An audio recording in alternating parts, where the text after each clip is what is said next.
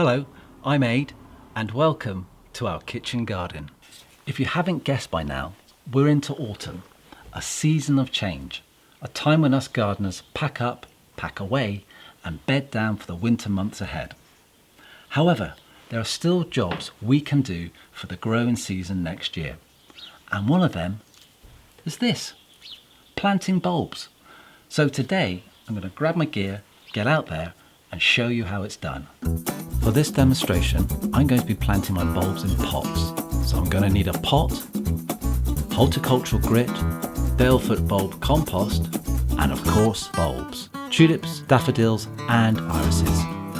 With a good layer of grit at the base, this will prevent bulbs sitting in wet conditions throughout the winter months. Next, I add a thick layer of compost. Taking my tulip bulbs, I place them tip up on the top of the compost, ensuring they're planted 3 times their depth. Again, adding another layer of compost, I plant mini daffodils as I want more than one floral display from this pot. And then add another layer of compost. The final flower for this spring display is mini irises. So what I'm creating here is a lasagna effect. When one flower finishes, it hands on the baton to the next layer.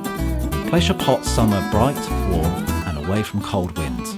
To help the drainage and keep the frost from cracking your pot, raise them off the ground. Check on them regularly and ensure they don't dry out. That's it! So there you go, it couldn't be simpler.